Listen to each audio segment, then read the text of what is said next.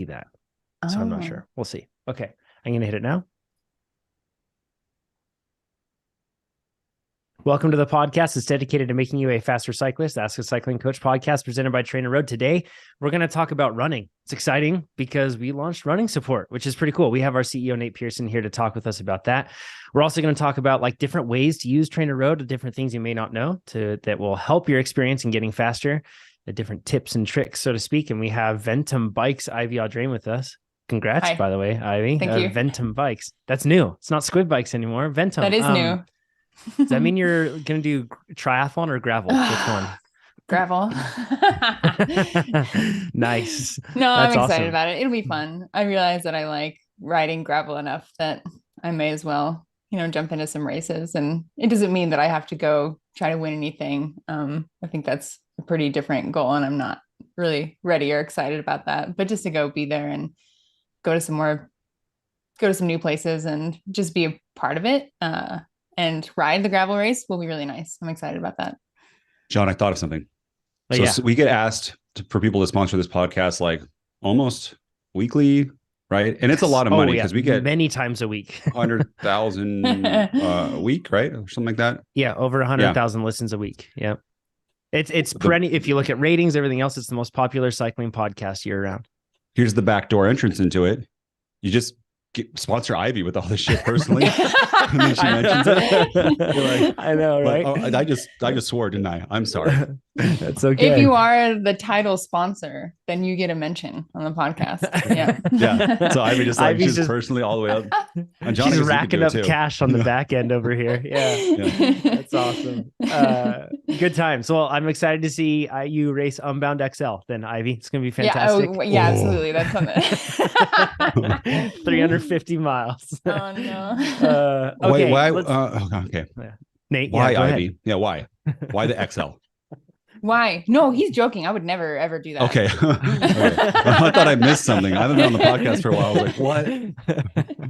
Yeah. We have therapies included in our health insurance. Yeah, so. It's great. Yeah. Oh, don't worry. I utilize it very well. I am going to do some longer bike packing trips. And that's kind of part of this like partnership with Ventum is there are a lot of things outside of just racing that I'll do. And a few of them are some longer bike packing trips that I'm pretty excited about. Sweet. Any of those in the Sierra, like in our region or no? Probably haven't gotten that far. Keep me in the loop, Ivy. That cool. Could be a good time. So, Nate, let's talk about running. So this is something that if you've subscribed to our YouTube channel, which you absolutely should, if you have not yet, go to youtube.com/TrainerRoad or just search TrainerRoad, find it, subscribe. You can even hit a notification so you won't miss anything, like the announcement that we just published earlier this week that we now support running with TrainerRoad, which is pretty cool. Nate, do you want to break down exactly what we're supporting, what it is, and these cool new run features? Yeah, so we get workouts pulled into us either from our app or Strava, Garmin, Training Peaks, and a couple others. Before this was only cycling activities. Now we're pulling in running activities. And what this does is they'll automatically show up on your calendar. We have all the regular kind of stats that you would expect. But also when you have planned runs for like a triathlon plan, they'll automatically match and fill in your calendar. So that's really cool. And it's just available everywhere. It's seamless. You can see more of what you're doing and your calendar doesn't get so cluttered. We also have summaries of the week of like your mileage now too for running. We've always said mileage for cycling doesn't mean a lot. I know some people like it, but it's almost like a bad thing to care about so much, especially when you're going between indoor and outdoor. I know we've done the virtual speed thing to kind of try to get it closer for people who really like it on Strava. But for running, mileage usually does matter because you're not doing this hill, you're not doing coasting. Usually it's more of a flatter run. And if for those new too, we'll talk about it a little bit. You're not running flat, especially at the beginning. The downhill is what can kill you, which is crazy. Cycling, you're like downhill is easy. Running, uphill is easy, like on your joints.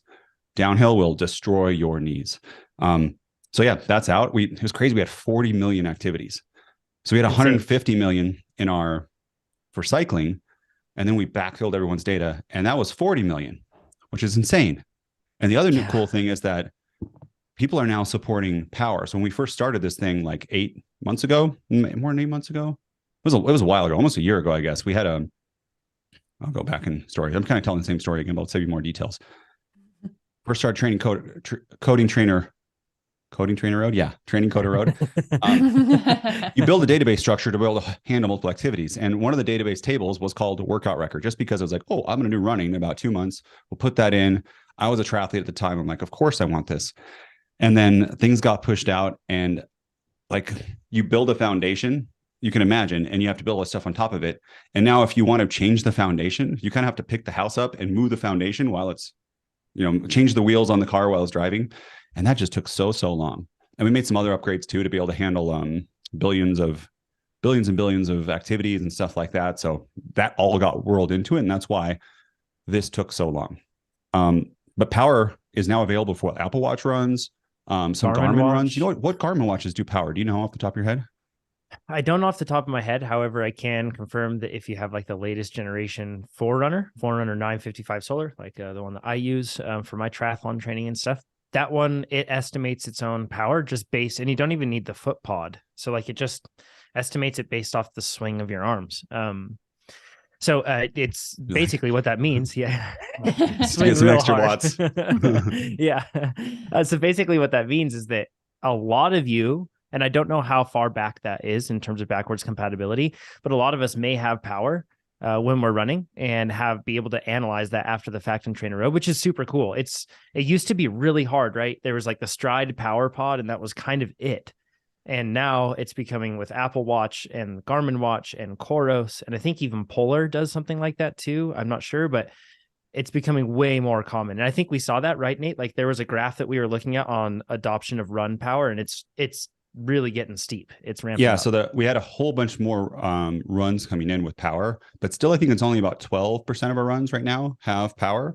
But I think that's going to accelerate, especially people knowing that they can have it. And also for apps that you can upload your run power, I really obviously like how ours works, where you can like the laps will automatically be there. You can see the average power in there. Normalized power doesn't matter as much in running because you're not doing these huge spikes. So average is a really good way. You're not coasting and then running. And if you do walk run, which we'll talk about later too, is you can still see for your running what that average power is. So there's obviously things that people will want, like I want my threshold power and stuff like that. We have not done that yet. There's a huge vision for this, but also we want to get out workouts level 2, red light, green light, and AI FTP update, and those are taking priority. The team that works on running is now helping the workouts level V2 team. Yeah. So that's where we're at with that.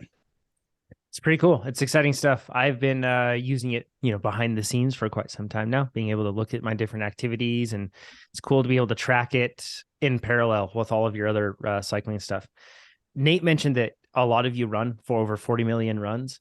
It's over 200 million miles that we have in terms of like when you add it all up, enough to circumnavigate the globe 8,118 times. So if you think about that, that's how much. So some of you are probably thinking like, why are you building this stuff for running? Reason is a lot of triathletes. And also I think there's a lot of like closet runners, cyclists that are probably listening to this too. Like you run, but you don't want to let people know about it or something. Wait, how many miles did you say that was? I think it was 200 million. I could be wrong. 20 million. That sounds right, because it's like 5 million or 5 miles per run. That's to the sun and back, plus a little more. That's insane. That's crazy. So it's pretty awesome. It takes it takes light 8 minutes to get to us. Like, that's just insane. Okay, I'm going to stop interrupting you for the rest of this like running part. For the next 15 seconds. So that's it. And it works already. Like you don't need to do anything as long as you have a TrainerRoad account and you've synced TrainerRoad with like Garmin or Strava or something like that. Then your runs will automatically be pulled in, and not just moving forward, but also in the past. So you'll see all of your runs uploaded there, which is pretty great. So go check it out. Go to trainerroad.com. Super exciting day for us.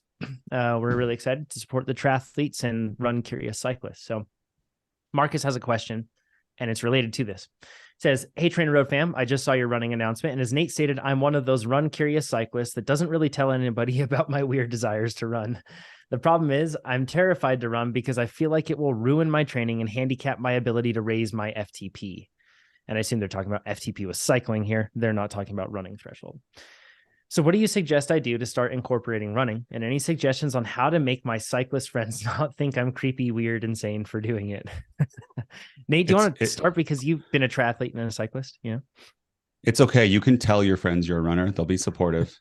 Like back And in if the not, they're 80s, not maybe good that friends. wasn't cool. Yeah. But now it is. And okay, first thing is the number one is your aerobic fitness is so high relative to what your ligaments and your joints can take. And if you try to run until you get tired, it will be a bad day and you'll have injuries and you will hamper your cycling training. The other part is you don't run so much that you reduce your hard workouts. So you can't go as hard on your intervals. But there's travel, there's time constraints, there's running with kids and stuff too. Like John has a new baby. All these things where running can supplement your aerobic fitness and are a great choice as long as you don't go to the point that you're going to injure yourself. And the first one is run flat or run uphill. Uphill is better than flat. Less pain on your joints. And if you're new and you have a treadmill, you can start running at a little like 2% grade. That's fine. On those big downhills, you can go so fast and it's fun. And if you do decide to do it, you have to lean in. If you lean back at all, you're going to be just killing your hips and your knees. But if you have to lean almost forward, like past 90 a little bit when you're running, so you feel almost like you're falling downhill. That's a technique that you can get as you run more. But at the very beginning, when you haven't had a lot of mileage in, I would definitely not do that. Two, start with literally 1 mile or 1.6K, 1.4K, whatever it is. Start like that. You should be annoyed that you spent all that time getting your running clothes on to go do it. And then I would go like maybe a 2 and then a 3, and then repeat that through the week. A couple 1s, a 2s, and like a 3. You could even do bricks after your cycling run if you want to, of like a mile and stuff like that. I'm telling you, people get in problems when they up their mileage so quickly because it's not going to be hard for you. Maybe that first run is a little bit hard, but you'll adapt your lungs so fast and your legs to it, but it's your joints. Another one is so us cyclists, we go back, our knees, I forget the scientific term for it, but we go operate forward like and back. A single plane. Single plane, right? We don't go side to side like a basketball player or a soccer player or football player. What happens is our glute medius, which is the muscle on the side of our butt, that is relatively weak to like our glute maximus and like our VMO and stuff like that. And when you run, if you don't have a strong glute medius, you can get IT band issues. And that's the number one injury for cyclists. And that's this, I believe it's this one really long tendon that attaches to your hip all the way down to your knee. There's a teeny little muscle up by your hip. And inside of there, if you don't have a strong glute medius, you can get pain all the way throughout there. It can come in the hip, it can come in the knee. What I used to do as a runner is I would try to release it myself. And if you pull up on this happens to cyclists too, IT band problems. But if you pull up in your IT band, you can kind of feel it. If you touch it and you wince, your IT band is really, really tight. And it's not just stretching it. It's like, you can do this, you can probably Google around how to release it where you pull on it. But also you want to do the glute medius exercises, which are like clamshells and just go online, you get like rubber bands, clamshells. Even if you do like a heavy deadlift, just supporting yourself, you'll feel your hips shake. That's your glute medius trying to like fire and fix it. All of those things are very, very important. I had something else. Keep going, John. I'll remember this and I'll interrupt you. With me, I want to just corroborate what Nate said really quick on the mileage thing. So I started running at like to the point now where I can run just fine and I can carry not a ton of mileage, certainly not a running mileage, but what you'd expect maybe for like a low volume triathlete where I can do, 30 miles a week and I'd be okay, 20 miles a week. And for me, what I had to do is I started off at like 10-minute pace and I started running a mile and I did that 3 times a week. And that was really boring and it was really like frustrating, but it was what I needed to do. And then after a month of doing that, then I stepped up and I dropped the pace and then I increased like to 1.5 miles. And then after like 3 months, I was actually running around just 8-minute, 30-second pace. And I was maybe stringing together like 2 to 3 miles. And it was really gradual because all I wanted to do was go run 10 miles and I wanted to run it at like 7-minute pace because that's what felt like I was actually working hard. But like Nate said, just because you're aerobically fit doesn't mean that you're actually mechanically fit enough to be able to manage all that load. So it took me a really long time. And it's something now that even I just try to run not every morning, but like every other morning, even if I don't have something scheduled, something like that, I just run for like 15 minutes on the treadmill, something like that. It's just like something you really have to keep up.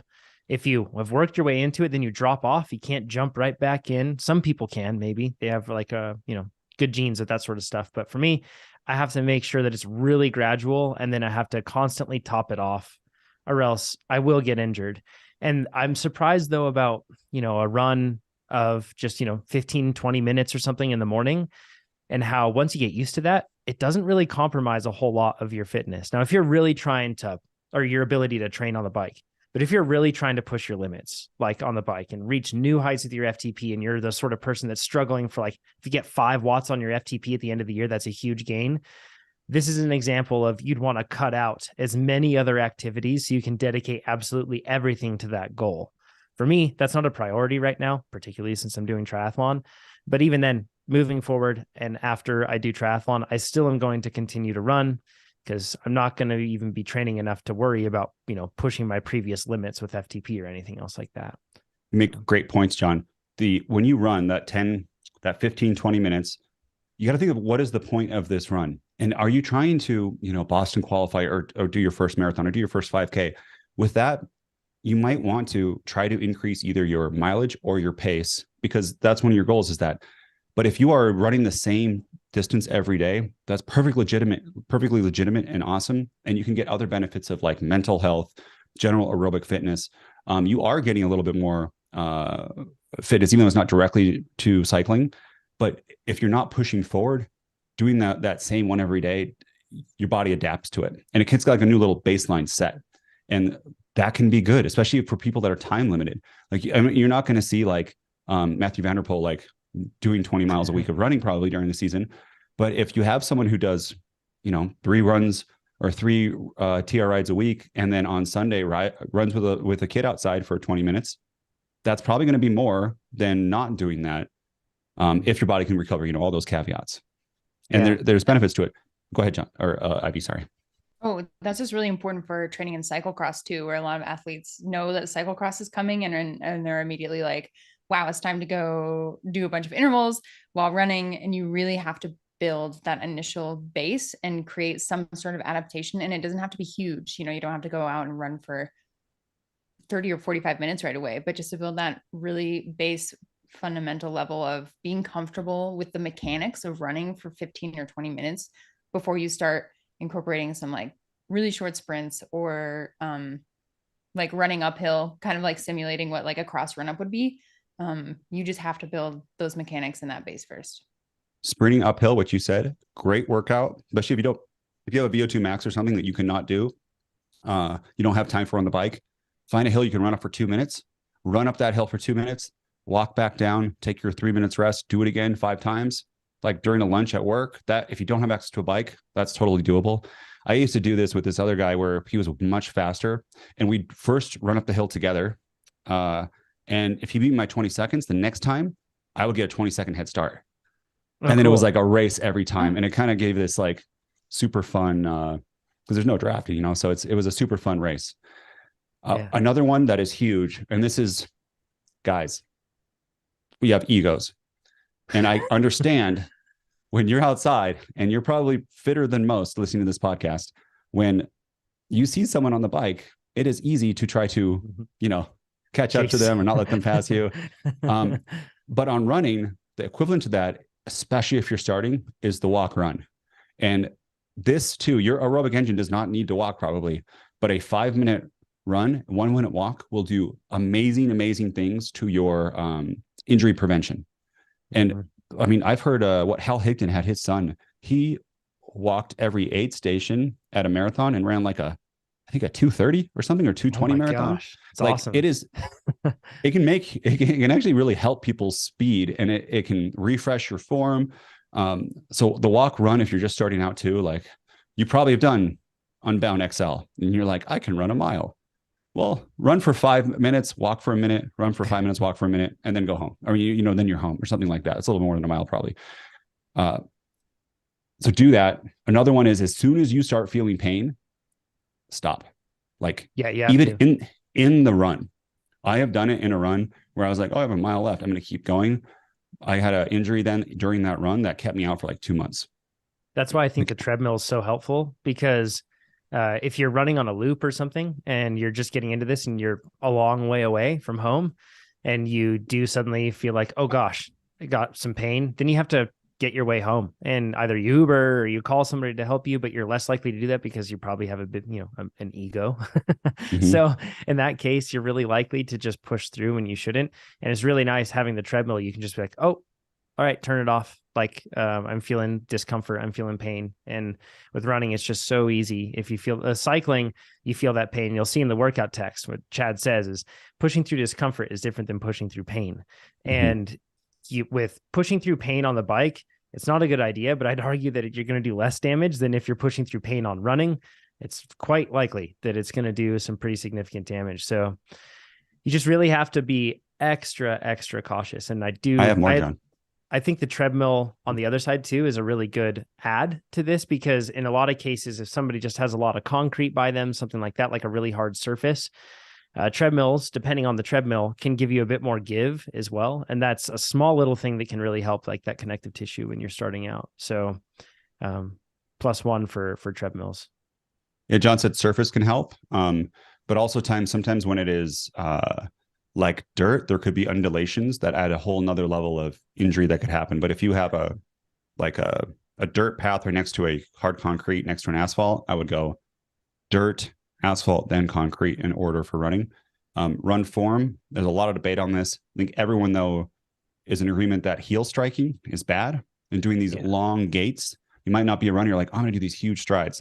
That's bad. And that's actually going to make you slower and cause a lot of extra force going into your joints, either midfoot or forefront running. And the best way to do that is to have a really high cadence of 170, 180 beats per minute. And that would be every foot strike would be a beat. And you can go on like Spotify and find running playlists like this. If you Google around, there are amazing people online for free resources on how to do this. Okay, last tip. This is new for me that I'm doing. And this is for all cyclists, anyone who works at a desk all day, and for runners. But do you guys all, John, you're pretty flexible. Have you all had tight hips? Oh yeah. That's right? like why my knees that's like one of the main reasons that my knees have been problematic throughout my cycling history. And I've always had my upper back's always hurt. And I did some like hip stuff that I'm going to tell you about. And my upper back pain went away. I think I got an inch taller because I think my oh no, I have like hold on 6'8" or no 6'7" now. I like my hair hit the top of a door frame. I swear to God. Whoa. I know, it's like I'm gonna hit my head. This is bad. But my back kind of has a curve to it, and I think it's my hips get kind of pulled in a certain direction that makes my back curve, and then it then comes out in your upper back. So that's sometimes where you think it's one spot or your neck when it's really your hips. And there are these things called like 90/90s or windshield wipers. You can Google that. But they're for huge. Men, like this sounds kind of weird, but I'm saying do this. On YouTube, Google male pelvic floor stretches. And there are people who will walk you through for 30 minutes. I have it on like muted when I'm watching something. And it's just a whole bunch of stretching. And it makes you feel amazing for TT position, like having tight hamstrings and tight hips, be able to get in that position. I mean, that will probably let you put out more power. It's going to prevent injury. I would do it you could do mobility right before you run, but I wouldn't do real stretching right before you run. You could do that afterwards or like separate it throughout the day. This is going to sound like a strong endorsement here of something that we're trying to get at, but it's not. It's that very thing, working on hip mobility and being able to do that. That is the primary thing that fixed all of my knee issues and continues to keep knee issues away from me. What do you do? Like, what do you, how much time do you put in per week or per week? Every day it's at least 15 minutes. 15 minutes, sometimes 30 minutes, depending on if I'm feeling particularly uncomfortable or tight or anything like that. It's 15 minutes, so it's really not that demanding. When you do it all the time, it's easy to keep up on it. So 15 minutes, I have a thread up on, if you go to the TrainerRoad forum, trainerroad.com/forum, and look up knee pain or knee injury, you'll find a massive thread there. And I have pictures broken down of the different things that I do to work on my hips. And almost all the exercises do a combination of working, like increasing mobility, range of motion, working through your range of motion, but also working on strength and control within that.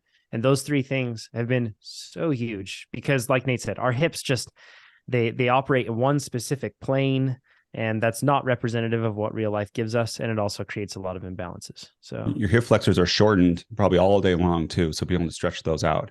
I have an 11-year-old daughter. she is ice skating much more flexible than me, and I do with her, and she loves to see how much more flexible she is than me.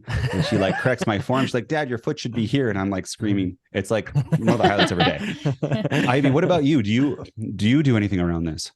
Oh yeah, especially with my SI joint dysfunction. I always think that I have figured out what is causing it and what's causing this like pelvic rotation and imbalance, and then something else pops up and I'm like, oh, maybe it's this.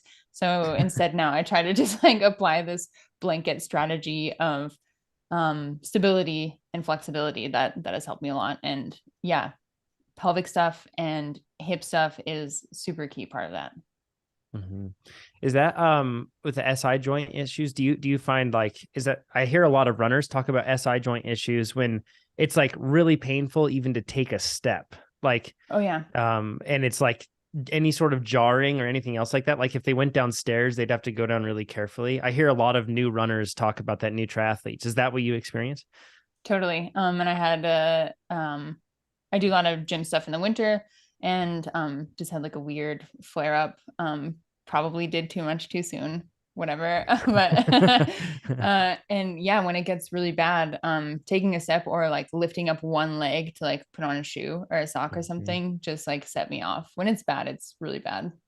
Yeah, it's like fully debilitating, right? Totally. Yeah, when it in the initial days of not being able to isolate it, and also not knowing what a core exercise was or anything, or not knowing how to take care of myself, it would be like a bed rest kind of thing. It was pretty bad. Yeah, pretty rough. So anybody listening to this, it's just about proceeding with caution and making sure that you're mobile and you're strong enough to be able to handle what you're doing, which it's just going to make for better health. I feel better now that I have consistent run volume. I feel better in everyday life in every single way. Like, and it hasn't made me a meaningfully slower cyclist. I think that's because my training volume is way lower than what it has been in the past.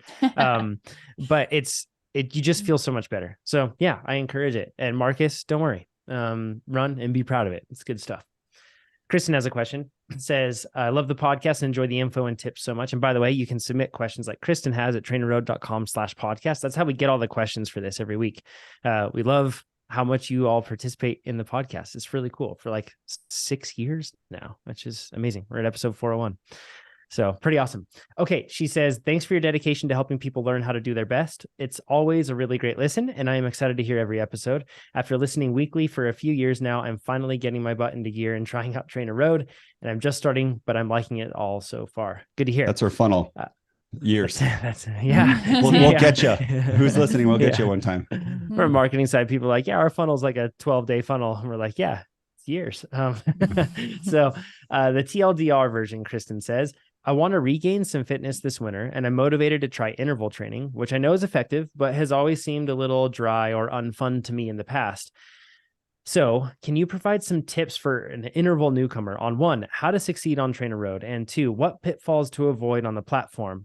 For example, Kristen mentions, I'm already aware of the pitfall of trying to fit in a high volume plan. Thanks to Nate and everybody for hammering that home in the podcast. For context and success for me is enjoying the program, getting fitter and faster, and keeping at it in a consistent way. With that question, there's a bit more information. I'll read that and then we'll go into it. She says, as a relative newcomer to the TrainerRoad platform and proper interval training, can you provide that top 10 list of how to succeed in the platform and 5 things to avoid? So let's cover that. Nate, could you kick us off on this one in terms of when we're talking about the things like keys to, or good habits or anything else to have a good experience when you're interval training, particularly with TrainerRoad? Yeah. You said it, don't do too much volume. And if you find that it could be dry or unfun, it's funny, I find the opposite of just steady state is dry and unfun. Do 45, 30-minute workouts. You can do, there's a thing called Train Now. Just click on that button and choose the time to 30 or 45-minute workouts, and it'll suggest rides for you. And look at those and see which one looks like fun. One of the 2 on the right, there's 3. And if you don't know, just guess and pick one and you'll just find out what you want. The second one is listen to music. 100% listen to music. Don't try to watch TV. That load is too high, but the dopamine you get from listening to your favorite music makes you really motivated to train. And then 3, like a big old fan. The fan is so important. And we see this all the time where people go indoors. they don't have a fan, and they get drenched in sweat.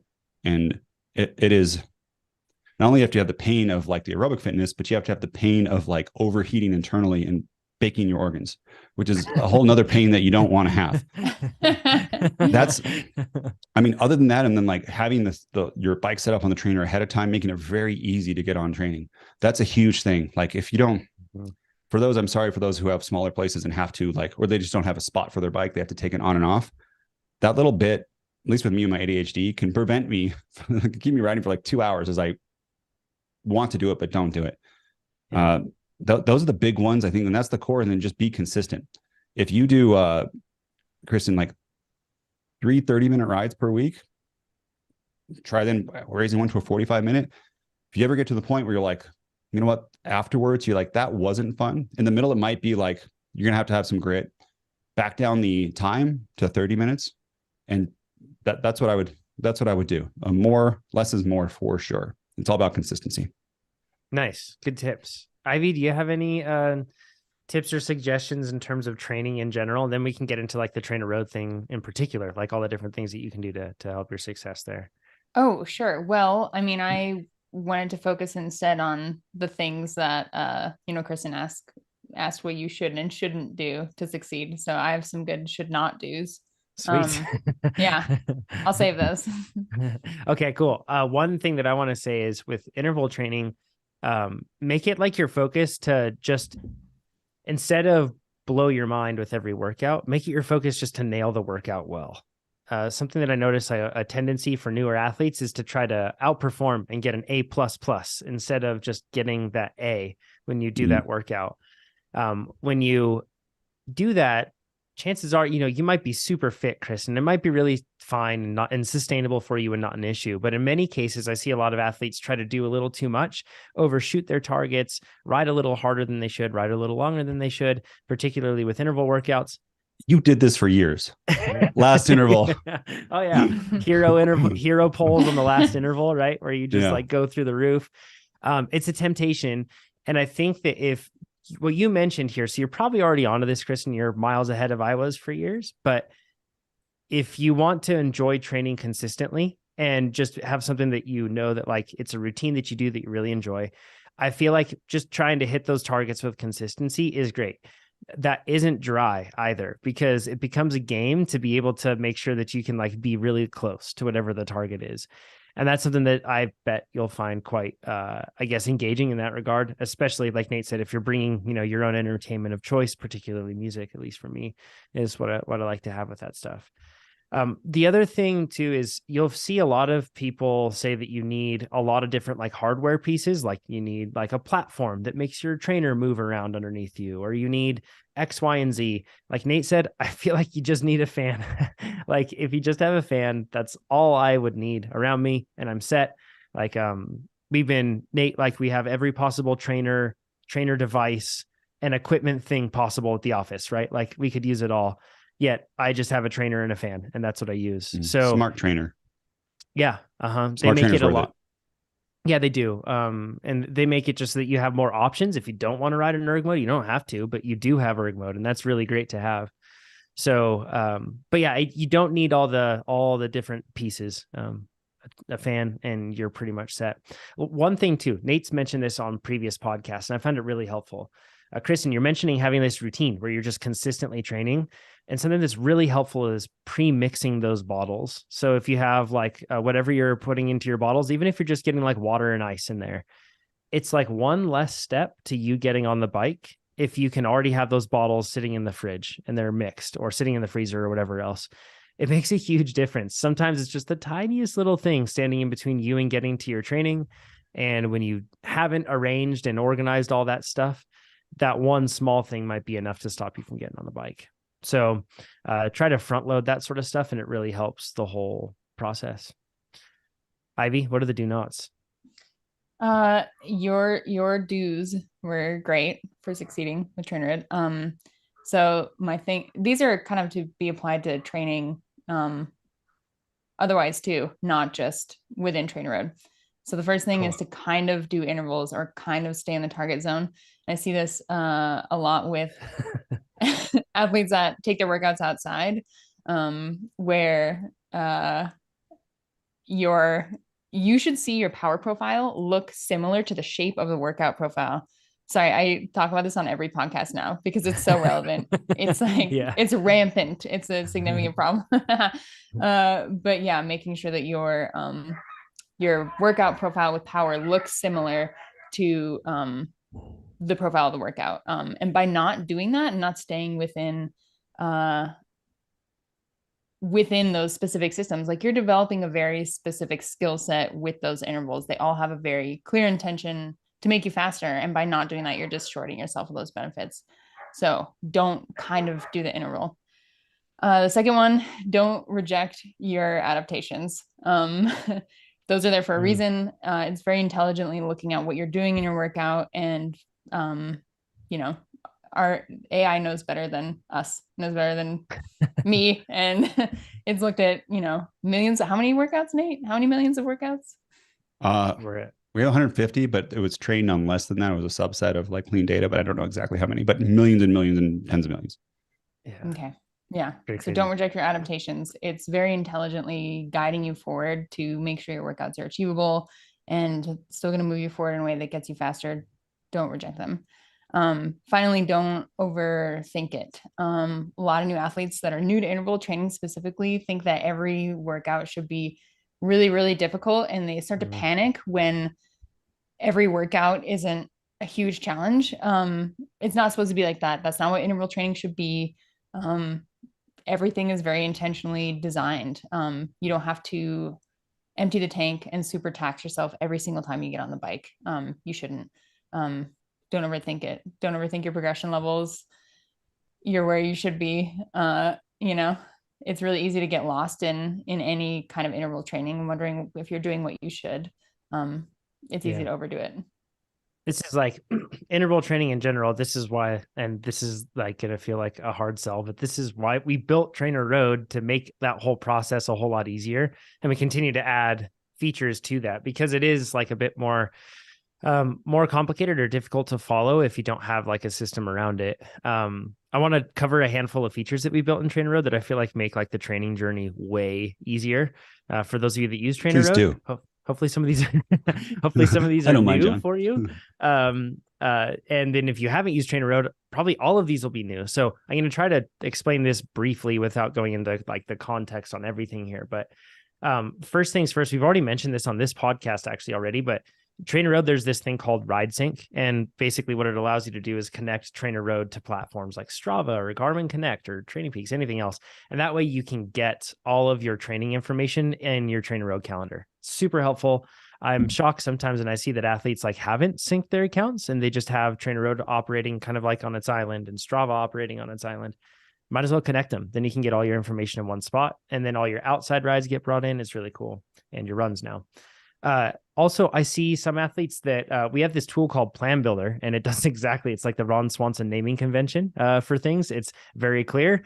It builds a plan for you, and it's based off of how much you want to train, what days you want to train, what goals you're training for, all that stuff, what events you have. And it's a really awesome tool that sometimes I see athletes not use it and they just drop a training plan onto their calendar in TrainerRoad. Use Plan Builder like across the board. Even if you just want to drop something onto your calendar, you can still use Plan Builder to do that. And that way it's going to take into account if you have planned time off or anything else, it's going to plan around that. It's so much better. It'll periodize your training. So then that way you're doing base, build, and specialty at the right times. It's just so much better. So use Plan Builder. It's awesome. And when you're doing that Plan Builder process, a cool tip, you can swap your days around. You might be like, we hear from a lot of shift workers that are like, I work Monday, Tuesday, Thursday, Friday, Sunday, and I need to follow a lower mid-volume plan. How do I fit it in? This is the way to do it. You can just, when you're building out your plan, you can drag and drop so that you do your threshold days on Mondays. You can do your easy days on another day. You can drag and drop them around. It makes it so easy. And then Plan Builder will remember that when it's building out all the blocks. Makes it super helpful. You can also, let's say you're like halfway through a plan and you're like Ivy and you're like, I'm going to do cyclocross. Then after that, you're like, never mind, I'm going to do Unbound XL, and you're going to change your mind. You can do that. You can go into your training plan and you can see like on your calendar, there will be a little annotation or like a little block, and it will say like, here's where your build phase starts, or here's where your base phase starts. You can click on that. And when you click on it, you can actually change around the training plan or volume that you're on right there. And then Plan Builder will recalculate your plan with that new training plan block, which is really handy. It's like an easy, quick thing. More common than switching genres of racing. You can do this to change volume. Like what if all of a sudden you're like, hey, I have more or less time to train. As a result, you can just click on that little calendar annotation when that block starts, and you can change the volume. It's really cool. Easy way to do it.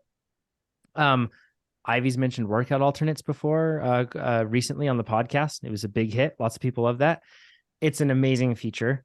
That's the sort of thing where if you have a workout on your calendar, when you view it, you can hit something called alternates. And if you tap that, then you can say, well, I want an alternate that's 30, 45, 60, 75, 90, etc., however long you want. And then it will pull in similar workouts that are of appropriate difficulty for your abilities, but at whatever duration you need. It's really, really cool. And that makes it so that you can do something that I think is really important with training, is do something rather than nothing. So if you have a day where you're like, I have a 2-hour workout, gosh, I don't have time to do it, I might as well not train. Well, maybe you have time for a 30-minute workout. A 30-minute workout is absolutely better than doing nothing. So this is a really cool tool, and more athletes should use it. You can also, like, when you're training on the app and you're training indoors, you can swipe from right to left. And when you do that, you can see like a summary of the different stats that you have. That's a cool one. If you have a power meter and a smart trainer, you can use Power Match. And this actually, I think, Nate, correct me if I'm wrong, I think this was our first utilization of ML, I think, with Power Match. I could be wrong, though. No, it used something else. We tried it and then we used something else. So it was not. Oh, cool. But it's something that we've like iterated on and improved and changed around because we really think that it matters, that your smart trainer holds you to your target of the power that really matters. Anyways, what it does is it uses the power from your power meter to be able to adjust your smart trainer. So then that way, when you're riding inside and then you go outside, it's not like you're dealing with this weird difference between your smart trainer reading power and your power meter reading power. It's all the same. It's like single source of truth. It's really cool. It works really well. And then, a couple other ones. When you're on your calendar, you can add something called time off. If you just click on it any day, you can add in an annotation. And if you make that annotation, there's a little option section where you can say like injury, illness, whatever else, and you can have time off. And if you plan that ahead of time, your training plan will build around it. And I have like a little thing that I do personally, and I don't know if anybody else would want to do this, but after I have vacation or after I have anything else like that, I'll actually bump out an extra few days with an annotation, and they're like my flex days. So then that way Plan Builder isn't going to plan something on those days. I can fill it in if I want, but it's a really helpful thing to have. And I actually put in like flex weeks in my training after like an A event or something like that, where I don't know what I'm going to feel like after that A event, and we'll find out. And if I do that, then that allows me to then go in and I can use something like Train Now to get intelligent recommendations for whatever workout I should use during that week. It's a really fun way to do it. And if I just need rest, then it's already built for. So that's a good way to use those time off annotations. Those are some of the things that you can do in TrainerRoad that make interval training a whole lot easier. Hopefully you give it a shot. Go to trainerroad.com. Auntie's question. Auntie says, this one, Ivy, this is going to be down your alley here. I suck at cornering, is what Auntie says, not me. And Auntie says, last Friday, we rode 150 times a 1 kilometer, 0.63 mile loop inside a service tunnel. This sounds like a terrible ride, Auntie. I don't know. Maybe it's not. Maybe it's 150 times? Yes.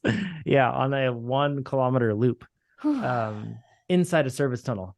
Anyways, within this route, it had 2 sharp corners close to each other. I typically got behind at least 2 bike lengths, which means that I needed to burn matches each time we got out of a corner. Besides using a ridiculous amount of energy, this really started to annoy me during a 5-hour ride, particularly on a course like that, where you just like do the same thing over and over. Poor Auntie. How do I train to corner? I love the podcast, and I'm so thankful for your work and app. It's almost completely changed the way I train and feel about training. Sweet. That's cool.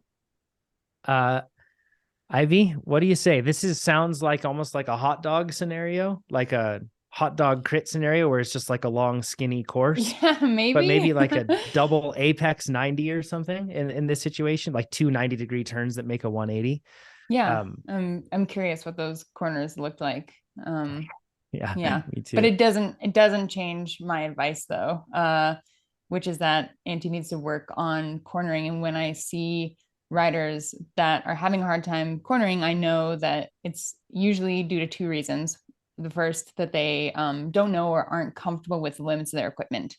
So I see this a lot with riders that are in a like super upright position because of their equipment, or have like really little tires that have way too much air in them. And so they've either never found that limit of how quickly you can corner and like the ways in which you can lean on your bike, or they're scared to get there and find that limit.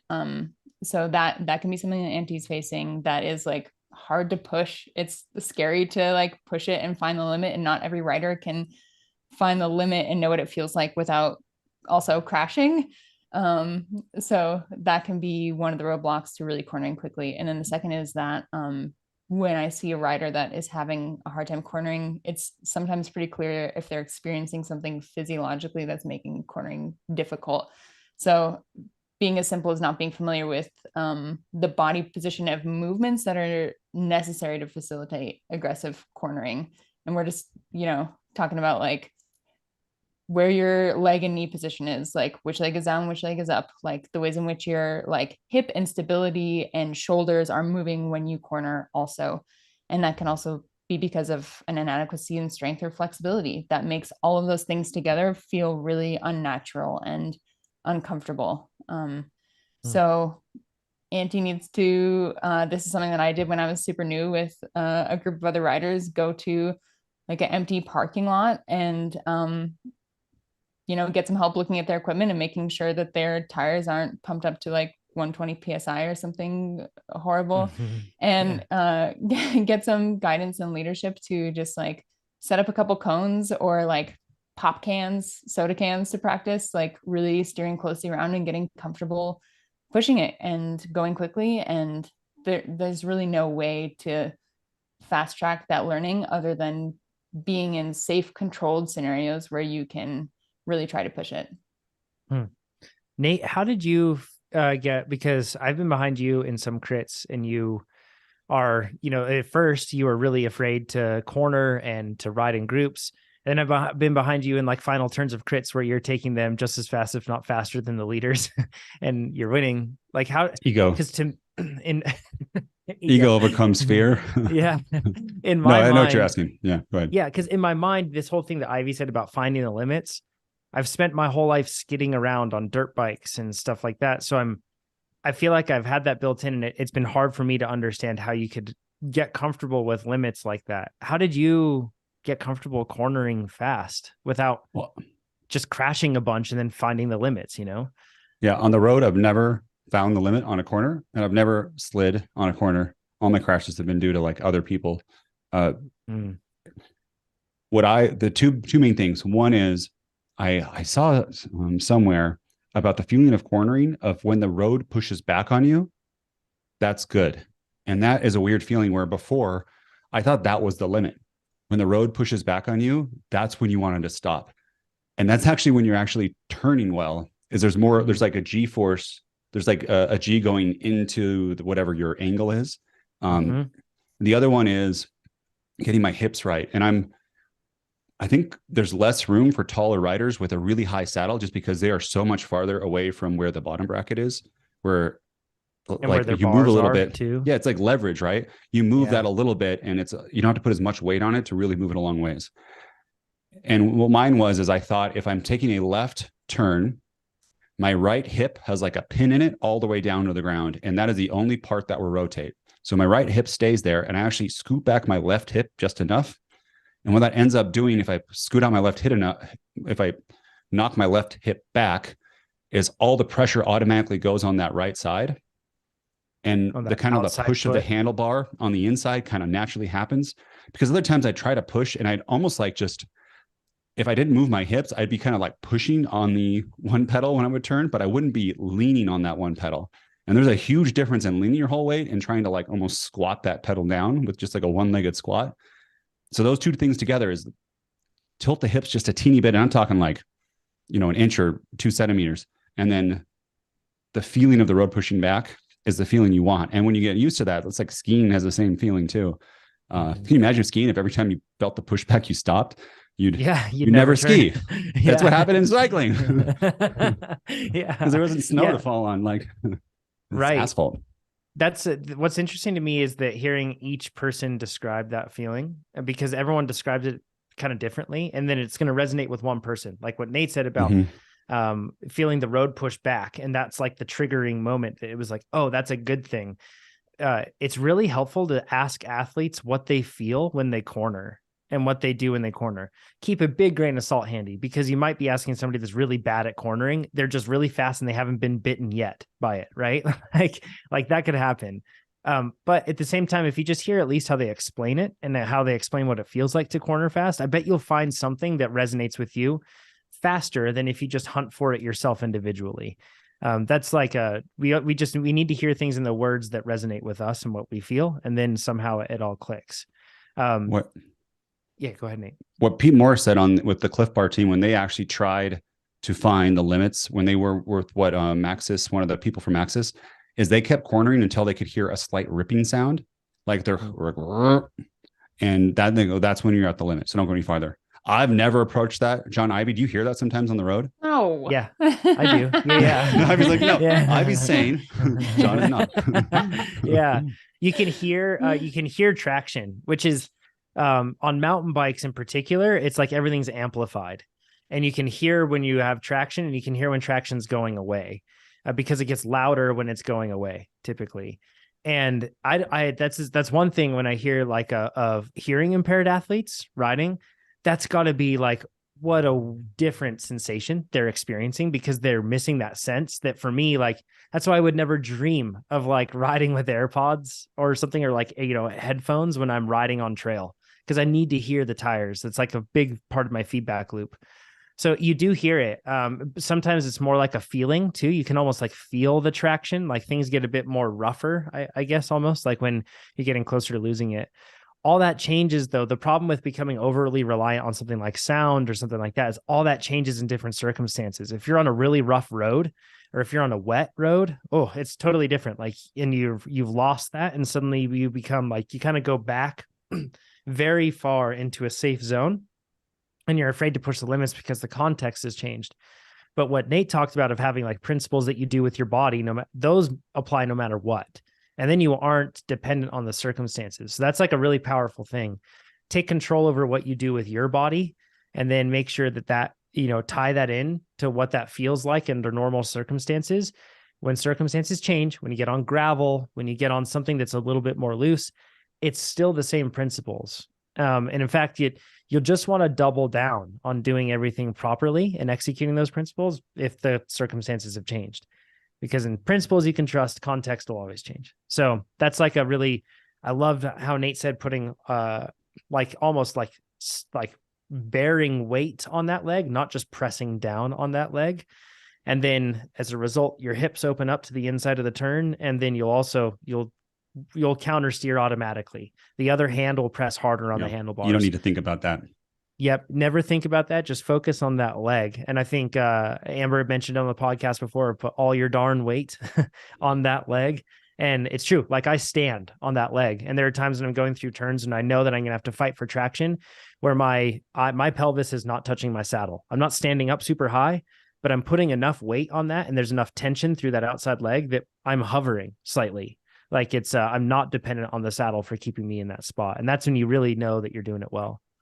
Good. That's a good tip, John. Is I've actually practiced where on my inside foot, I try to unweight my foot, because that's when you really know if you're kind of like, you don't want to pull your foot out. Actually, that's bad. But if you just pull up a teeny bit, you automatically then too get more weight on the outside foot. And I just want to stress to what you said, John, is that it can be, I don't know if you've experienced this, John, but for us who don't know how to corner for a long time, it can be frustrating because you hear everyone do it, is okay with it. It seems like it. I'm on the podcast for so long. I think it took me 8 years to figure out to have that one word of someone saying, yeah, the road pushes back on you. And I'm like, oh, I know what that is.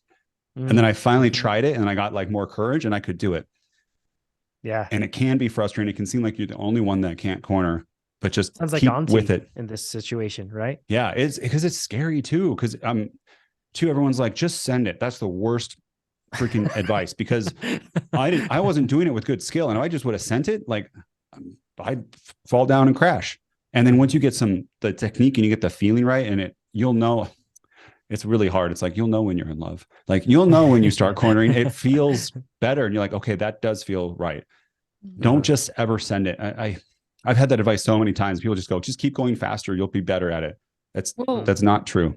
When you're not sure what to do either, and you're looking at these other people that are cornering really quickly, you don't see what you guys are describing, which is, it's hard to visualize when we're verbally describing it. Not everyone is a, verbal learner. But you just see someone leaning and you like wonder if they're just like leaning into the corner and that's how you do it faster. And what you guys are describing is creating a counterweight on the opposite side of the direction you're turning. And you can't see that just from an outside perspective. So it can be discouraging and maddening to not figure out what they're doing and how to do it better, especially when people are just saying, send it. Yeah. It's like lean harder into the corner. What does that mean? Yeah. For the mechanically inclined, what you're trying to do is put more of the weight centered over the contact patch of your tires. And if you just try to lean into a turn, then what you're going to do is put all of your weight to the inside of that, which is just going to encourage you to slide out. And it's going to make cornering feel really scary. So that's why you put that weight on that outside, is because it actually centers your weight over the contact patch of those tires. And that's when you find the most stability. And that's when the road can push back on you. And that's when it can feel really good. So, one other thing that I'm thinking of here is this could be line choice too. And line choice is, you can have perfect technique, but if you're taking bad lines, corners are going to feel scary and unstable, especially if you're with other riders. And it can be difficult sometimes. You have a rider in front of you that doesn't take great lines, or maybe you just don't know how to take great lines, and then your lines are conflicting with the group, and it adds extra layers of stress. Ivy, in this situation where I think what we're dealing with is two 90-degree turns that you should just link together as one 180-degree turn. Do you have any tips on line choice or what you think of when you're going into a turn? Any advice on that one? Well, the most significant is what you mentioned of treating it as one turn. So if you're setting up for 190-degree without considering what's next on the course, that can really set you up to put yourself in a weird pinch point or need to reset up for the next turn. And there might be other riders around you, or, to get over to that setting up to the next corner might be creating space between the rest of the pack and yourself. So thinking ahead and understanding what that whole turn will look like is important. And then avoiding pinch points. So for something like this, you can really get in a tricky situation on the inside of corners like this, where you really need to count on everyone else setting up correctly. On the outside, you need to count on everyone else setting it up for one big turn. And if they don't, or if there isn't enough space, or someone's trying to move up on the inside, that prevents you from setting up for the next turn in that 180, you have no choice but to lose momentum. And if you try to force it, you'll crash and hurt yourself and other people. So being in control of where you are to make sure that you're set up for success and have a clean line and clean shot might not always look like being on the inside in a scenario like that. Yeah. Nate, go ahead. I have a question for you, John. Yeah. I've seen cyclists do this and argue with me. And if I see a cyclist do this, I'm not behind them at all. And I can think of someone in NorCal who does this. It's when they do the moto lean, where they lean extra, inside the turn. Why do people do that in moto, and why does it not apply to cycling? Yeah. Those are the ones those guys are starting. Way down. Sorry, I interrupt you. Go ahead. And they'll put their knee out too, to the inside, right? And you see a lot of people flare the knee out, and totally different. Don't flare your knee out on a bike. It does nothing. So the reason that MotoGP riders do that is because they have this pretty massive contact patch with these big tires. Those tires are extremely sticky. And also their bikes are heavy compared to a bicycle. If you break it down in a ratio, body to vehicle weight, body weight on a bicycle, to the bicycle weight, man, body weight weighs way more than that bicycle. However, it's flipped when you are talking about something that is like a MotoGP bike, and you have these tiny little MotoGP jockeys, little people, and they are on these really heavy motorcycles relative to them. As a result, they're actually throwing their weight to the inside because they're trying to get the motorcycle to lean more, because it's difficult to lean more. You do not have that problem on bicycles. If you flare your knee out, it's sometimes people flare their knee out to help them, like Nate said, redirect their hips and open up their hips to the inside of the turn. And maybe that's a thing that will help them. But if you're doing that and you're flaring your knee out and leaning your knee down, that is going to put more weight on the inside of your tire, your contact patch, and cause it to be more likely that you're going to slide out. The other reason MotoGP riders even put their knee out is it's a gauge. It's a depth gauge. They want to put their knee on the ground, so then they have a clear indication of how much more lean they have as they scrape their knee, because their knees have the cups on them, so they can do it, but they make contact with the ground with their knee. So then that way they're like, okay, the angle is closing and I have this much more space in between where my leg is and the bike as the bike continues to lean over. We do not have that problem on bicycles. So no knees, no needing to do that. It's all about that counterbalance of making sure that all that weight is on the outside. If our bikes weighed more, we would be leaning more to the inside, but our bikes weigh practically nothing. So we can't do that. With the contact patch, I just Googled it. A Ducati, like a race bike, 350 pounds. Yeah. Your bike, if it's 20 pounds, you're probably a little annoyed. Yeah, like, totally. That's a big, big difference. Huge. Yeah. So totally different circumstances. The online choice, this is like if you have the chance, Auntie, to play video games, go play like a video game like Gran Turismo or Forza or something like that. And a lot of the time Mario Kart. Yeah. Sorry. Yeah. The racing games will have a suggested racing line, and you can turn that on, and it's like an aid to help you go through the courses. It's really helpful because you'll start to recognize patterns of what it does in different turns and how smooth it tries to make everything. In general, the principle is if you can avoid sharp angles, the fastest way around a track is the shortest one that avoids excessively sharp angles. Those are the two things that you're trying to deal with. So if you try to smooth out every angle as much as possible, then you're going to be faster around a course because you won't have to correct, reaccelerate, brake excessively, those sort of things. So to John's point, we did a team, like one of those indoor go-kart racing, electric, 40 miles per hour. No one's scared. It's like, you can't flip over. It's just like skill-based. John smoked us, right? And just because he knew line choice, that was it. It's all lines. The other people too thought they were racers. Like, I race cars, but John knows how to do better lines. And you beat us by like 2 seconds, I think, on a lap.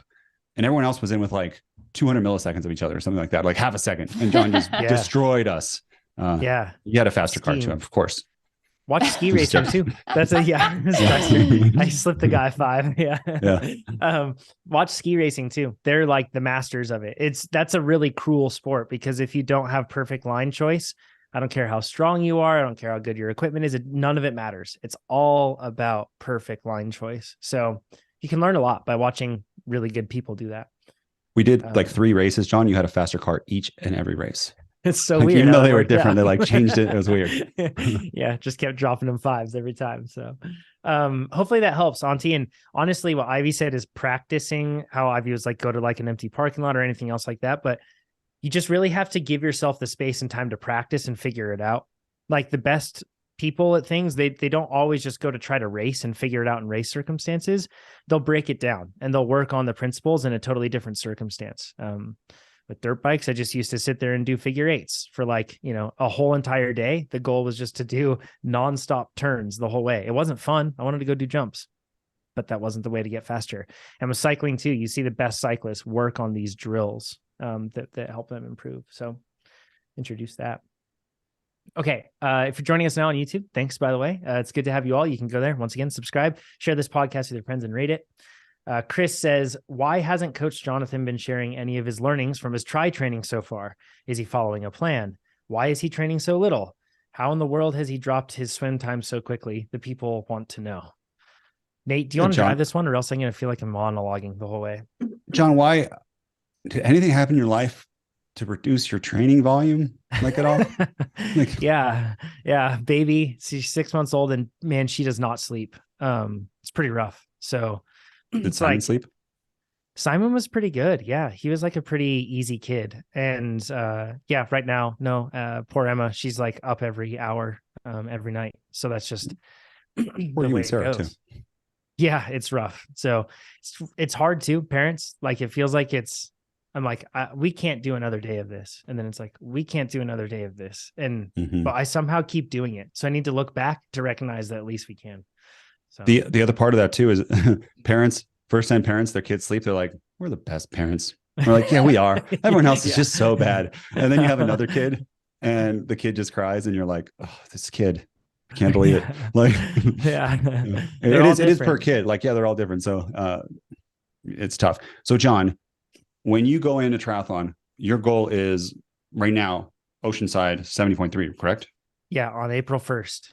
April 1st, so really soon. And you came in. I know. Yeah. I know, right?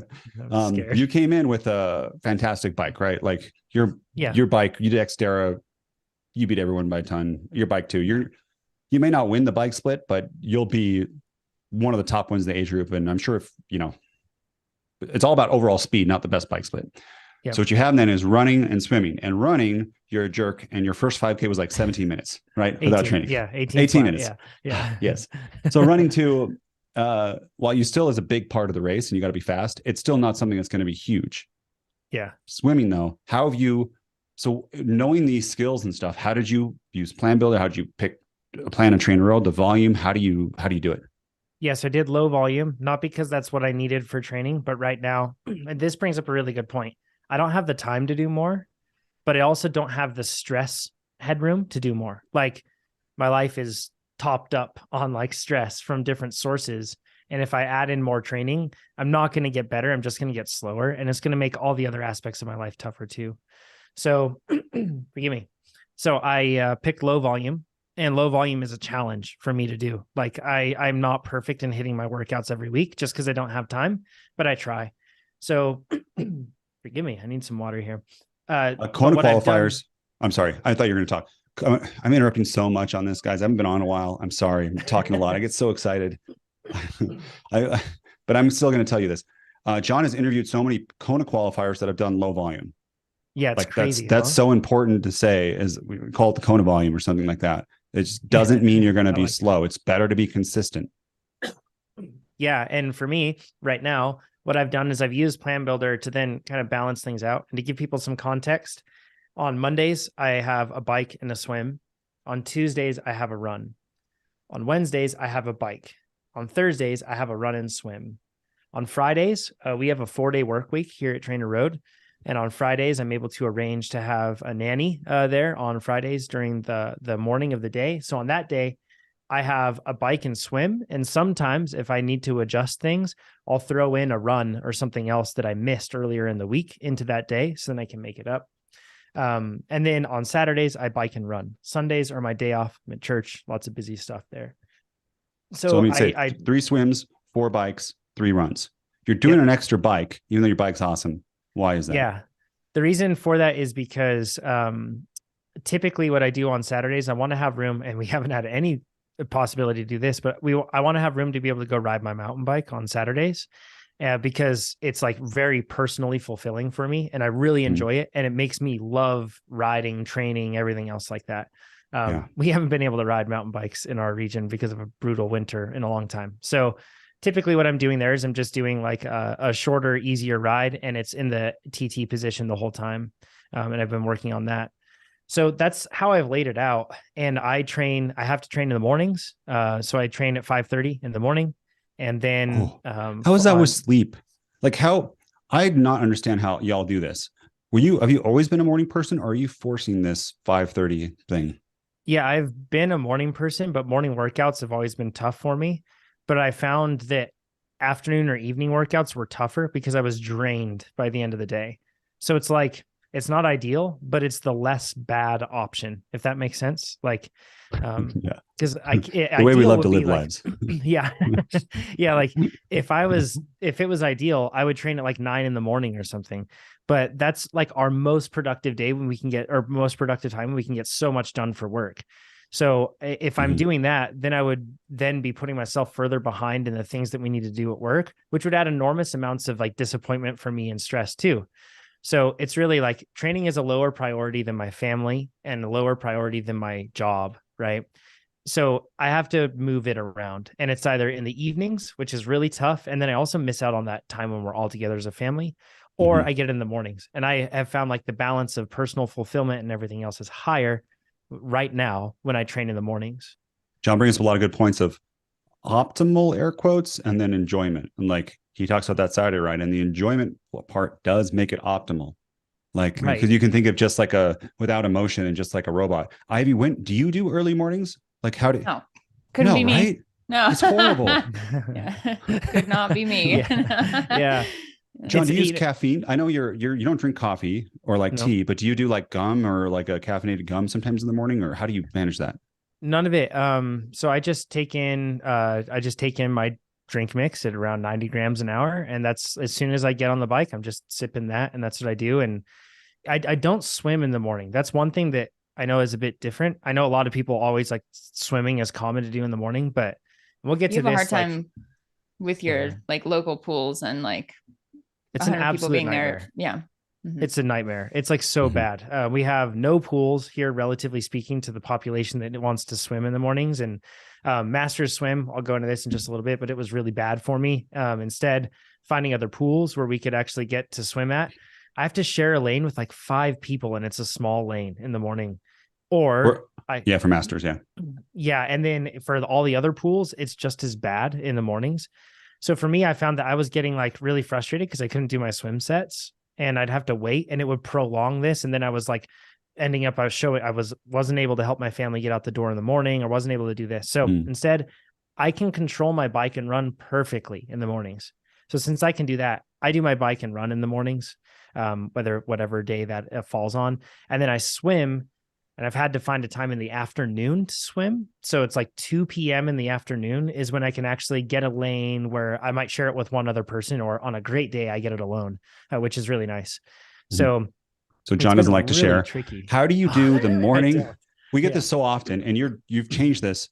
What is your schedule from like you wake up at what time do you wake up, and then how soon do you get on the bike? And then what's your procedure in between there as far as like nutrition or other things to get you like awake and alert? Yeah. So 5 a.m. is when I wake up. 5:30 is when I'm on the bike. And at 5 a.m. and to do this, let's actually start the evening before. So I get my kids in bed at 7:30 is when my son starts his bedtime routine. And right around then is when our daughter starts to get tired enough to be able to sleep for the first little bit. She sleeps great for the first 2 hours. Then after that, it's, wild. But anyways, at that point, I'm in bed at 8:30. And I don't touch my phone after 6 p.m. That's been a big change for me, and it's really helped because then I get way more time with my family. And I also am not revved up. And after that, so 8:30, I'm in bed, and then I read with a headlamp. And like I have a headlamp that has like the red light, right? And it's really low, and it makes it easier. It's not bright, not disturbing my wife or anything else. And then that makes me super tired. I fall asleep. And then that gives me, I'm getting like 8 hours of sleep right there. Even though it's interrupted, I can't control that part, but at least it's 8 hours of sleep that I'm trying to do. And then that makes it so that at 5 a.m., it's really not too tough. It was like a week adaptation period. And then 5 to 5:30, I am reading again in the morning. And then after I'm just catching up on stuff, go to the bathroom, and then have my bottles already mixed, have my kit already laid out, and I get on the bike. So I struggle with this, and I don't think I'm the only one. Ivy, does your alarm go off and you like stay in bed for a while? The snooze 100 times. Yeah. And my question for like John was going to be, at what point do you like, are you so fatigued and so tired from either messing up your schedule the day before, or from not getting good rest? Like, when do you know that the training in the morning isn't going to be beneficial, and how do you make that call? But yeah, that's sorry, Nate. What no, that's a great question, Ivy. That's a better question than I had. Yeah. I struggle with that. And sometimes and I have to remind myself that something's better than nothing, sort of a thing. So I'll tell you what I should do. And then I'll tell you what actually happens in most cases. But what I should do is I should just be like, today's a 30-minute day and it's going to be easy. And that's going to be it. And if I need to end at 30 minutes early, that's okay too. Just get on the bike, maintain the habit, sort of a thing. What happens in reality is I'll get to the point where I'm like, oh, I really want to do this workout, but man, I feel so exhausted. The workout's intimidating me. I don't know if I can do it. And then I sit there and I'm like, maybe it's better I just do some strength training and mobility work and I don't do the bike workout. So I think that I could be better in that regard. That's one thing. And it's tricky because life does throw you curveballs for sure. Luckily right now, a lot of the work tends to be sweet spot or tempo, endurance, and sweet spot with the half distance plan. So it makes it a little bit, I'm not facing 5x5 VO2 in the morning. That would be horrifying, but we'll find out how I do that because after triathlon, I'm going to be going into cross country mountain bike training. So when your alarm goes off at 5, Sarah's there. Do you jump out of bed or do you sit in bed and catch up on the stuff that you missed from 7 p.m. or 6 p.m. the night before? But I get out of bed. Because I struggle. I use my hard. watch. How do you do that? I don't know. I tell myself I can't not. Started on my mission when I was 20. I wanted to obey every rule with absolute exactness, right? And nobody was forcing me to do it. It was just my brother told me, be exact. Do everything with exactness. You have your companions there too, though. And that's having someone else get up at that same time. And then you guys exercise, you said 30 minutes or 20 minutes exercise every day too? Right in the morning? 30 minutes. Yep. Yeah. And a lot of the time your companion was like, no way. And they just stay in bed and they want to throw a pillow at you or something. So it was really hard on learning how to motivate them, and, but I also use my watch to wake me up and it vibrates instead of waking up my wife. And the vibrating is annoying for me. Right. And I want to get rid of it. So, and I know that if I snooze it, it's just going to keep annoying me. So in my mind, that makes no sense. It's just turn it off and get up and get out, So yeah, it's just the one spot, I don't view it as a decision. I remove decision fatigue possibility from that. It's just an action. It's like a action and reaction sort of a thing in that one. So I need the other people counting on me, meetings or something like that. And even there, I'm slide in, right at the time, or sometimes it's a minute late.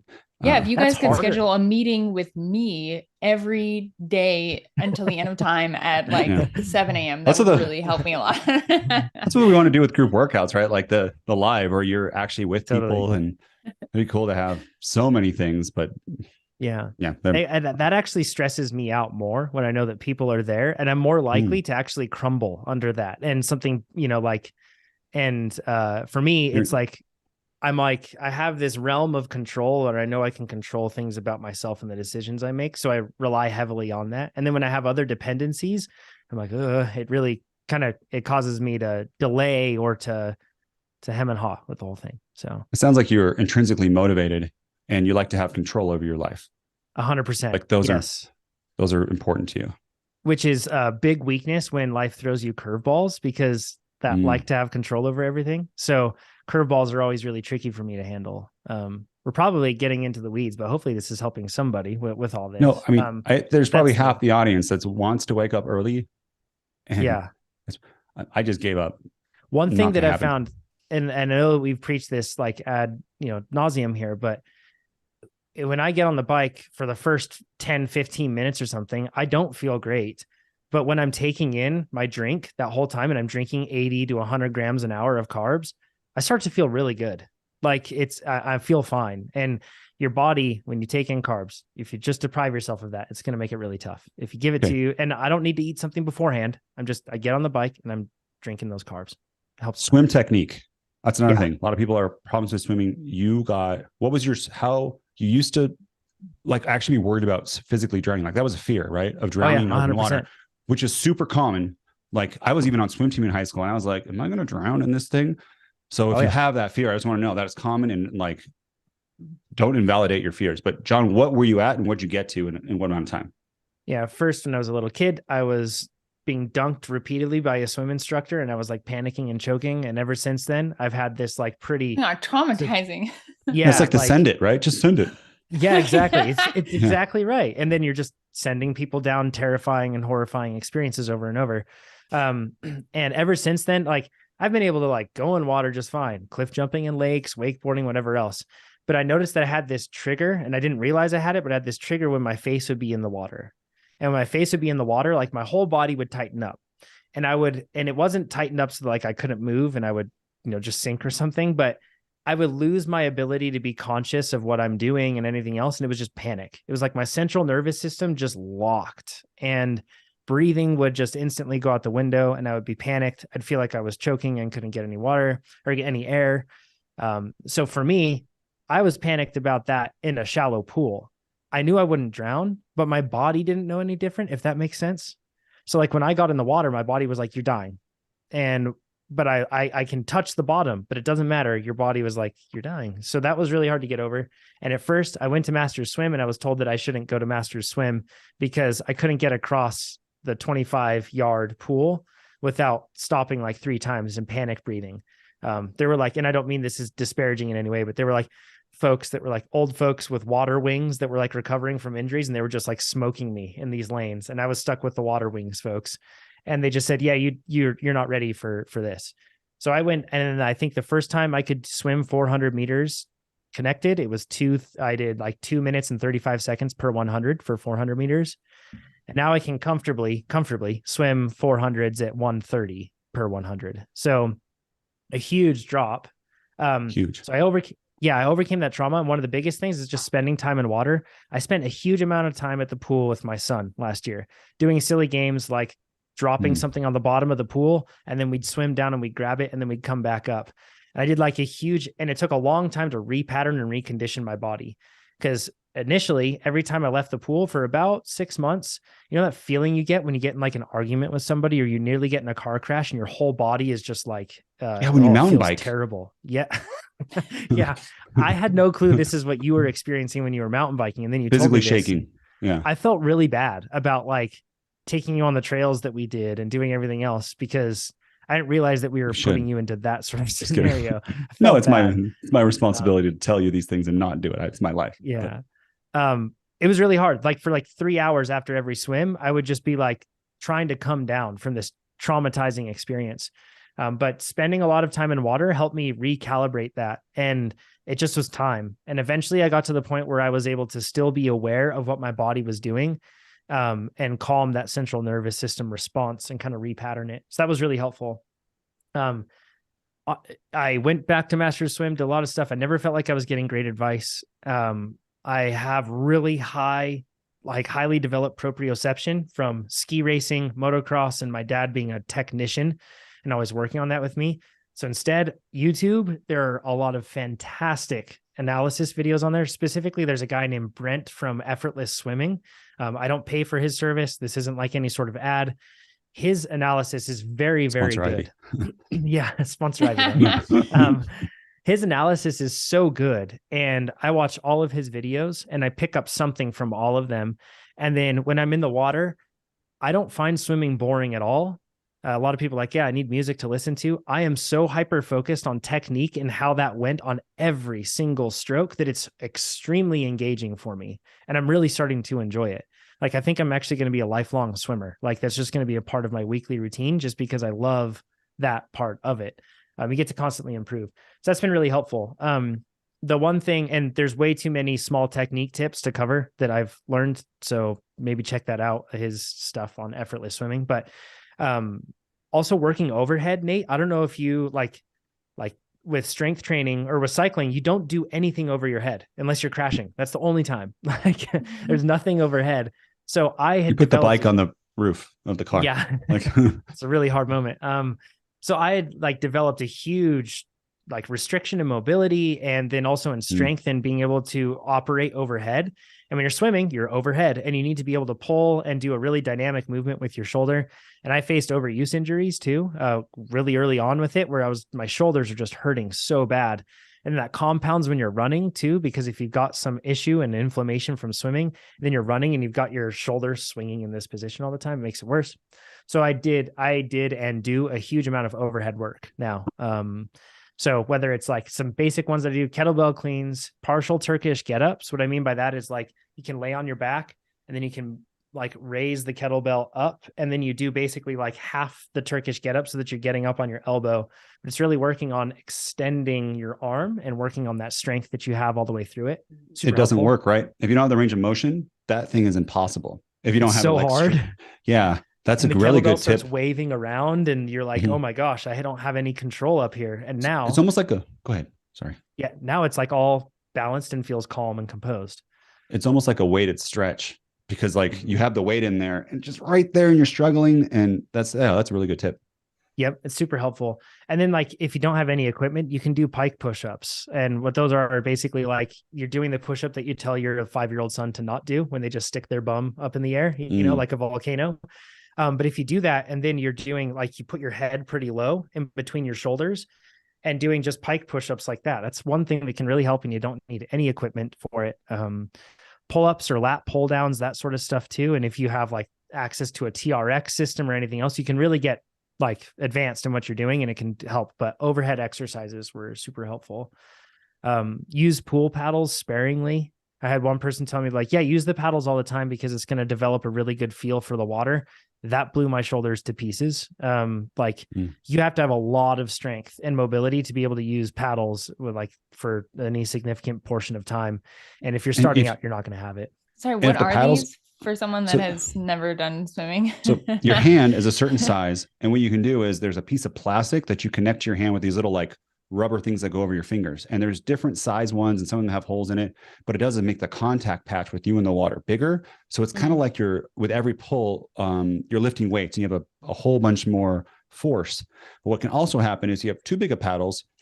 You can't really push them through at the rate you want. And you like start to slip through the water where you like move your finger a lot of it, and it can develop really large, really bad habits. And especially if you're swimming in a group, again, male ego, you're like, you see someone like a 12-year-old girl have like one size paddles. You're like, I'm going to be bigger than that. She knows technique and she's probably stronger relative to her body than you are. And you go bigger and you start to develop either injuries, like John said, or overuse syndrome. Bad technique by slipping through the water. And what John said too is just, you got to develop the technique first, and then you can kind of add it. And it is a very useful tool in certain situations, but the paddles range from like almost like smaller than my hand to like real giant paddles. Yeah. And what I found too with it, I had a really good tip. They said only use paddles when you're doing cool down level pace or like, that sort of thing. So in that way you aren't tempted to just try to, because you can go super fast with paddles. Like you can really increase your speed, but that forces you to not be pulling too hard on them. So it's really helpful. That was one thing that I found. And then in addition to that, I have never done a sport where I got so much conflicting advice and so much advice from everybody.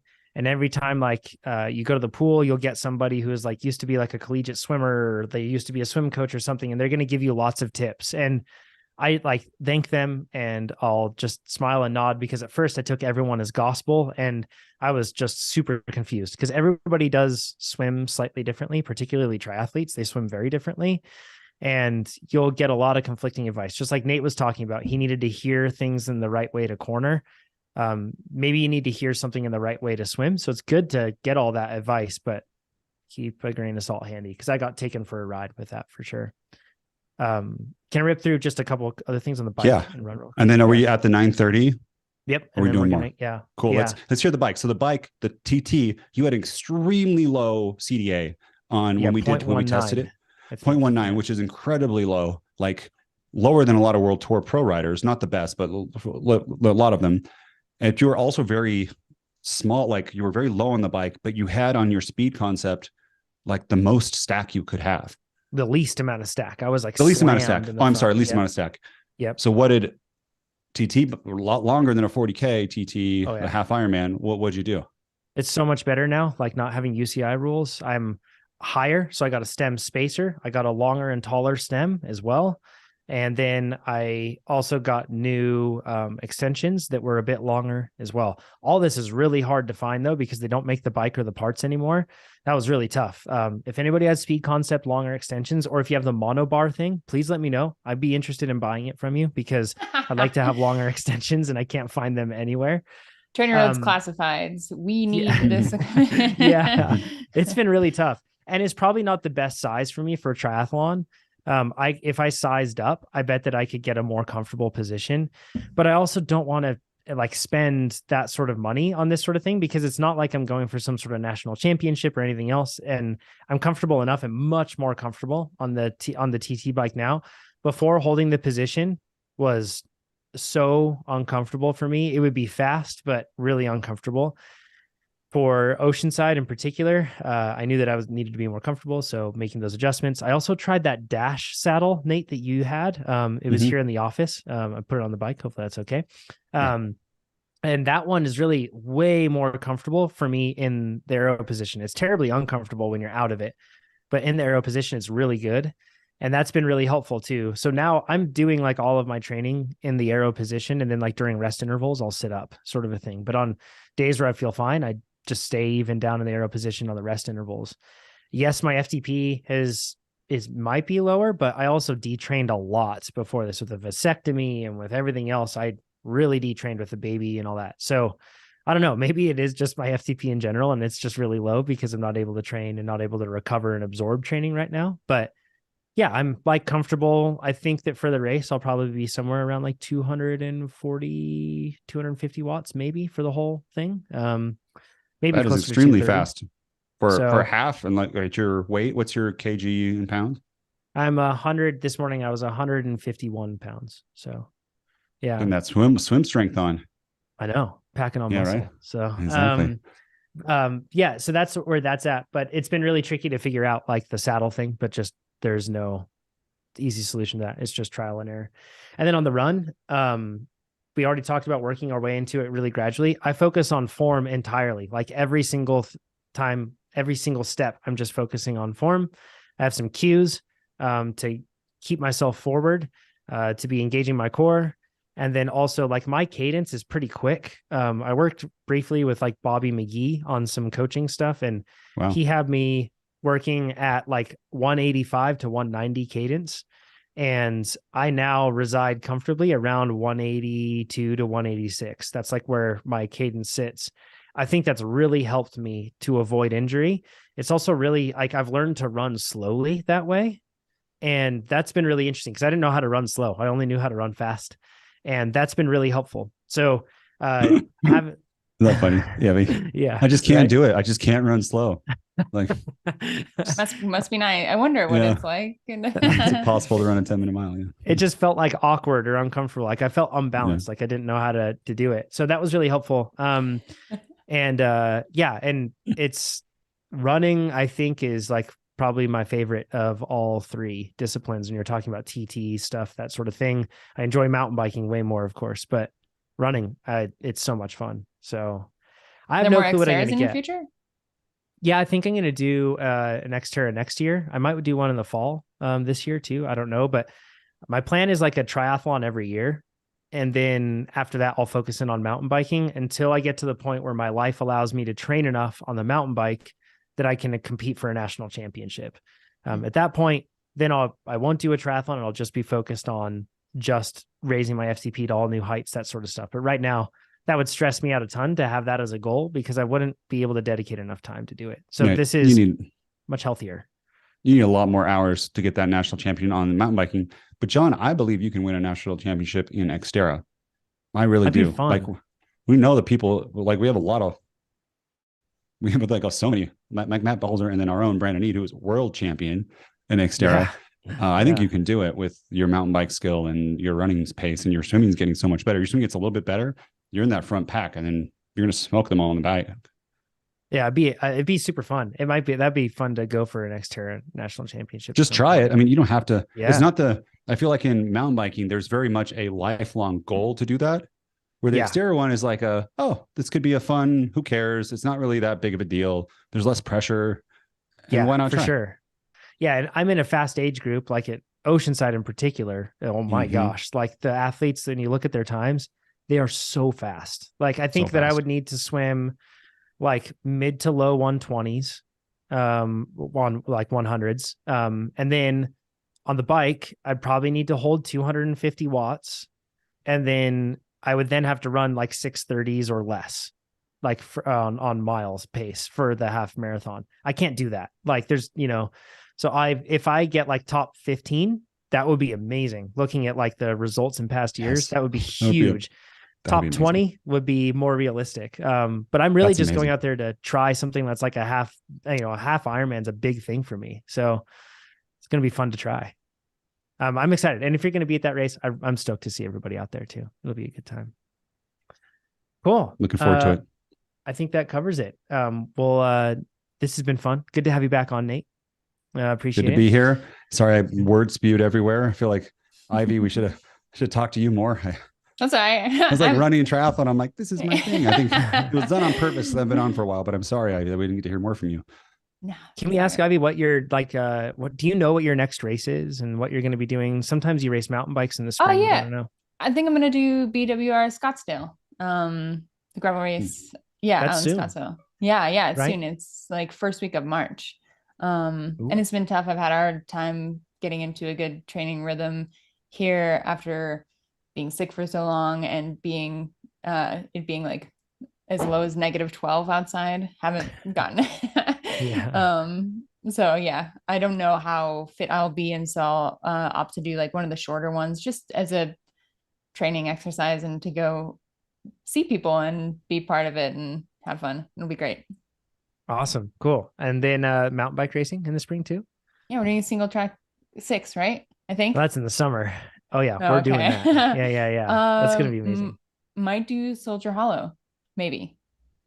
Sweet. In May. Yeah, first week of May. Is that spring still? Yeah. Yeah. Best cross country race in America right there. Best one. Should be a World Cup. 100%. So yeah, could be. Should be. Yeah. Totally.